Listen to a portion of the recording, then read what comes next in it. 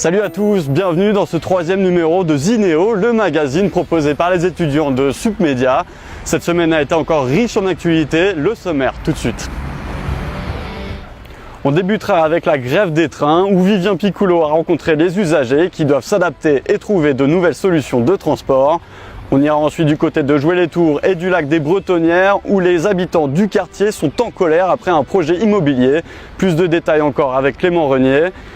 Comment se porte l'économie tourangelle? Les entreprises locales se sont rencontrées au cours de la semaine pour faire un point sur la situation. Léa Perruchon vous en donnera aussi quelques détails. Un mot de sport également, focus sur le club de tennis de table de la 4S, tout proche d'accéder à la proie, un an seulement après son accession en Pro B. Margot Gac est allée à la rencontre du club tourangeau. Et c'est sur une note de reggae qu'on terminera ce magazine. Rencontre avec les créateurs du festival Ma Cité Va de B, Mathieu Sirot et Paul Lafourcade. C'est une rencontre signée Emma Marie. La grève des transports complique le quotidien des usagers et pour pallier les problèmes, plusieurs moyens s'offrent à eux. Vivien Piccolo est allé à la rencontre des utilisateurs et détaille pour vous leurs solutions. Depuis le 2 avril, une partie des cheminots sont en grève pour contrer le projet de réforme du gouvernement. La SNCF a recensé près d'un cheminot gréviste sur deux, dont près de 3/4 des conducteurs. Le trafic est donc très perturbé, surtout sur les trajets longue distance, avec en moyenne un TGV sur 5, un Intercité sur 6 et pour les TER, comptez un train sur 10. Ce mouvement social bouleverse inéluctablement les déplacements des voyageurs. C'est le cas d'Antoine, étudiant au lycée Notre-Dame-la-Riche. Ouais, avec les grèves c'est assez compliqué. Lundi j'avais pas de train du tout. La semaine dernière il y avait 3 jours où j'avais pas de train du tout non plus. Du coup c'est assez compliqué de rentrer. Donc en train je mets 10 minutes. Mais là avec la grève du coup je mets 3/4 d'heure. Soit je vais en tram jusqu'au terminus puis on vient me chercher. Soit je vais en scooter et ça me prend 3/4 d'heure donc c'est assez dur. Pour pallier au manque de train, plusieurs solutions sont possibles. Tout d'abord, voyager en bus. 3 compagnies permettent des déplacements longue distance. Seul problème, le temps. Pour un tour Paris, comptez environ 3 heures. Alors qu'avec le TGV, le trajet s'effectue en moins d'1 heure. Normalement, un billet coûte une dizaine d'euros. Mais en cette période de grève, les prix s'envolent et peuvent atteindre 35 euros. Le prix classique pour un billet de TGV. Autre solution économique et plus sociable, le covoiturage. Ruth et Thierry, 2 habitués, nous expliquent son fonctionnement. Thierry, Ruth, enchanté. Bonjour. Je suis un peu en retard, c'est pas grave. C'est pas à cause des trains. Je suis en vacances. Blablacar, ça consiste à optimiser les voitures qui circulent et leur taux de remplissage. C'est-à-dire que là, je fais un trajet jusqu'à La Rochelle. Je suis tout seul. Je roule pas mal pour le travail et pour le perso. Et effectivement, il y a une personne qui a pris un Blablacar parce qu'elle n'avait pas pu prendre le train. Alors qu'elle préfère en général prendre le train. Et le concept, c'est tout simplement, soit on prend sa voiture, on emmène des gens. Du coup, ça nous fait économiser de l'argent, ça nous permet de ne pas voyager seul, de voyager avec d'autres personnes. Je préfère Blablacar parce que c'est déjà moins cher que le train. Et en plus de ça, j'ai fait des rencontres, des gens que j'ai gardé contact et surtout quand on prend sa voiture, de ne pas voyager seul. Avec la grève, Blablacar devrait faire encore de nouveaux adeptes. Et pour les habitués du train, il va falloir prendre son mal en patience. La grève se poursuit 3 jours par semaine, et cela jusqu'au mois de juin. Le lac des Bretonnières, si paisible à l'accoutumée, a connu de fortes secousses cette semaine. À l'origine, un projet immobilier qui a fortement déplu aux habitants du quartier. Plus de détails avec Clément Renier qui a suivi l'affaire pour vous. La mairie, je le disais tout à l'heure et je le répète, on n'a rien à voir là-dedans. On a simplement mis la salle à disposition, suite à vos demandes, de pouvoir les rencontrer et qu'ils puissent s'expliquer. Lundi soir dernier, devant une centaine d'habitants du lac des Bretonnières, Bouygues Immobilier détaillait son projet de rachat de l'hôtel Ariane. En lieu et place du bâtiment, la société souhaite construire un habitat collectif de 29 appartements, un projet bloqué par le règlement du quartier et que les promoteurs souhaitent modifier. Donc nous, l'objectif, c'est de vous solliciter et de recueillir votre avis pour savoir si vous seriez d'accord pour modifier 3 éléments de ce règlement du lotissement. La suppression du terme habitation monofamiliale. Le deuxième point, c'est la modification de la hauteur du bâtiment. Dans le règlement du lotissement, nous sommes contraints à une hauteur de 6 mètres. Il faut que la hauteur du bâtiment soit à 6,50 mètres. Et troisième point, nous souhaitons la suppression du COS pour les 3 parcelles concernées. Bouygues avait informé du projet par un premier courrier avant d'en renvoyer un second, recommandé cette fois-ci, formalisant la demande de modification du règlement de quartier. Une trentaine n'en ont pas vu la couleur et pour les habitants des Bretonnières, c'est très clair, il est impossible de revenir dessus. Une modification du règlement qui va passer des habitations monofamiliales à habitations collectives. Et ça, c'est niet. On n'en veut pas. Donc le seul endroit à jouer les tours qu'il ne faut pas toucher, monsieur, c'est les Bretonnières. Et si la méthode ne plaît pas, c'est bien le projet d'immeuble qui génère la grogne des habitants du lac, viscéralement attachés à leur cadre de vie paisible et leur quartier pavillonnaire. Certains d'entre eux pensent pratique et suggèrent même d'autres projets plus prioritaires. Ils devraient faire un parking pour le CFA parce que c'est un vrai secondaire. Derrière, si c'est un avis défavorable, messieurs, dames, on prendra le projet et on s'en ira. Soyez.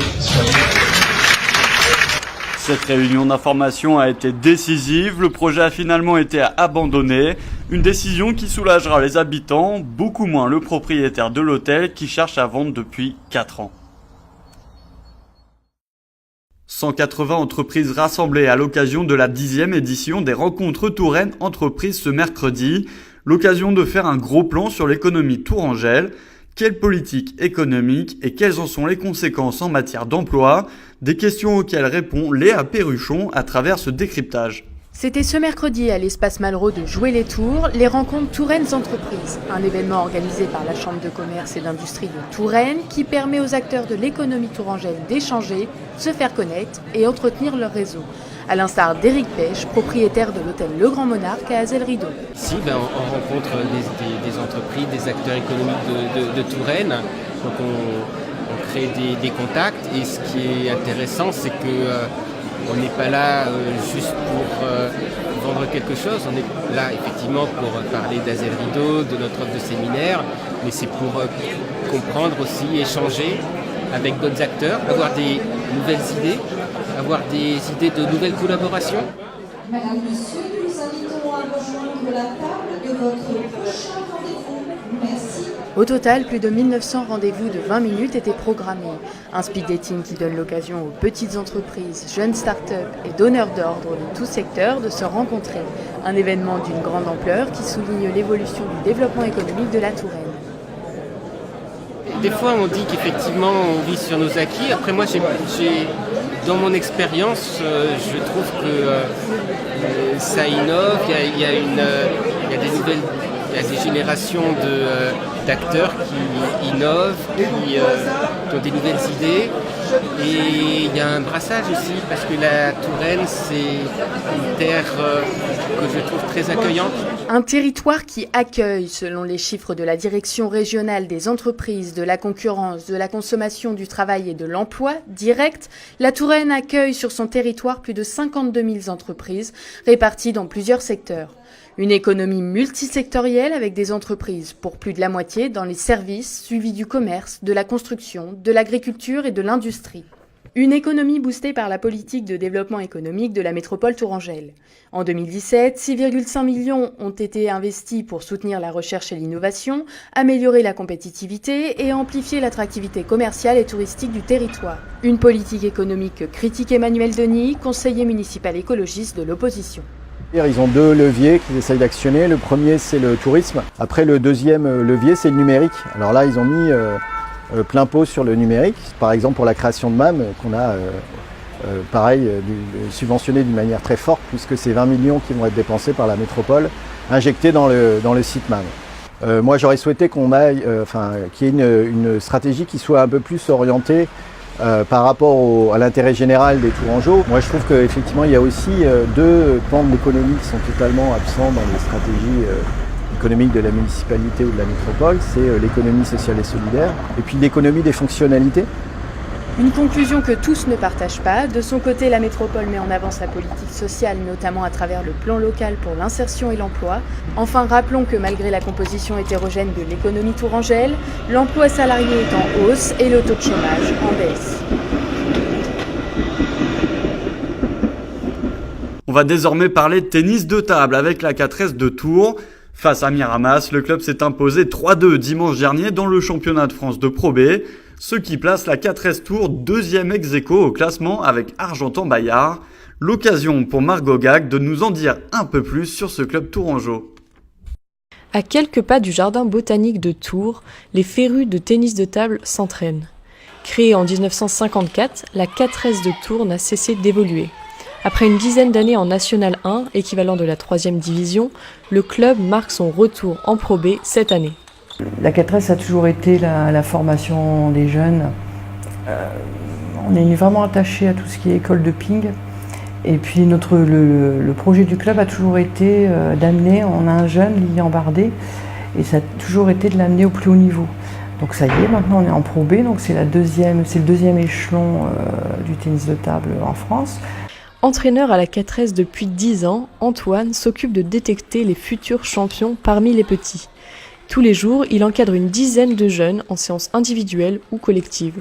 En tout cas, moi j'essaie de m'occuper surtout des joueurs qui sont vraiment motivés par la discipline. Voilà, donc il faut après réussir à les motiver, à ce qu'ils s'entraînent. Mais oui, je m'occupe de joueurs bien motivés. Parmi les 150 enfants licenciés, 4 d'entre eux participeront au championnat de France minime junior ce week-end. Clémentine Gors, Héloïse Latour, Martin Blot et Lilian Bardet, la fierté du club surclassé en senior pour le championnat de la Pro B. De beaux moments de tennis de table en perspective. Ce qui me plaît dans ce sport, c'est le côté duel. Voilà. On n'a pas trop l'impression comme ça, le tennis de table, on a toujours un petit peu l'esprit un peu du camping, on s'amuse à faire des petites balles. Et après, en fin de compte, quand on rentre un peu plus dans le vif du sujet, on se rend compte que c'est un vrai sport de compète et un vrai sport de duel. Pourquoi ? Parce qu'on est déjà face à face. Mais la compétition au tennis de table reste très méconnue. Tout le monde joue au tennis de table. Tout le monde a déjà joué, mais malheureusement, c'est pas médiatique. Donc c'est vrai que nous, on est dans une division, ça correspondrait à la 2e division de foot. Et puis on n'est pas assez médiatique. Il n'y a pas vraiment de grands champions non plus français qui peuvent amener cette médiatisation. Donc c'est vrai qu'on est un petit peu considéré, je pense, comme un sport mineur. Avec 425 licenciés au total, le tennis de table à Tours connaît une belle dynamique tant chez les jeunes que chez les seniors. Les seniors justement qui rencontreront Argentan-Bayard pour le compte de la 16e journée de Pro B et qui enchaîneront avec le premier de la poule Saint-Denis à domicile. 2 rencontres décisives dans l'optique de la montée. Rendez-vous donc le 15 mai prochain à l'espace Rabelais de Tours. Et on termine avec un peu de culture. Le festival Ma Cité Va de B fait danser les Tourangeaux depuis presque 2 semaines maintenant. Créé il y a 3 ans par 2 amis d'enfance, Mathieu Sirot et Paul Lafourcade, différents événements du festival ont été organisés dans la ville de Tours. Emma Marie est partie sur place. Sound System, échange de vinyles, concerts et ateliers, le festival Ma Cité Va de B fait vibrer la ville de Tours depuis le 1er avril. Le but, faire découvrir et démocratiser le dub. Un style de musique qui peut paraître un peu obscur pour certains, alors Mathieu, un des 2 créateurs du festival, nous en dit un peu plus. C'est difficile d'accès parce que les gens savent pas forcément ce que c'est du dub, mais en fait le dub c'est juste c'est du reggae. Voilà, nous on élargit, on appelle ça dub, mais au final on met tous les styles du reggae. Là cette année par exemple on va du ragamuffin, au stepper, à l'électro-dub. Voilà.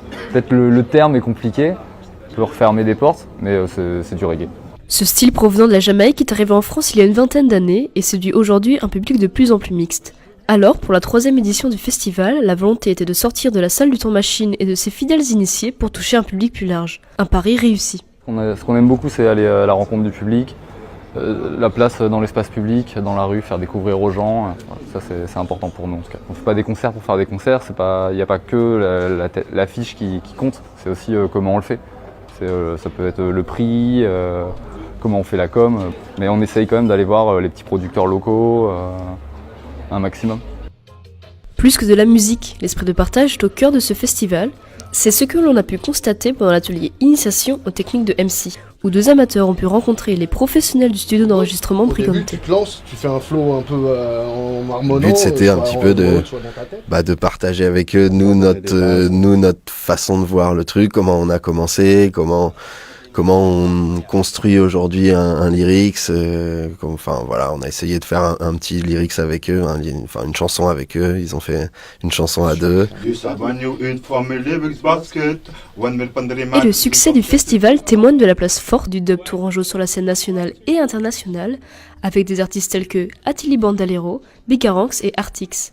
Et pour ceux qui souhaitent découvrir ou redécouvrir ce festival, le dernier événement a lieu à la brasserie La Petite Mèze, concert ce samedi de 21h à 5h.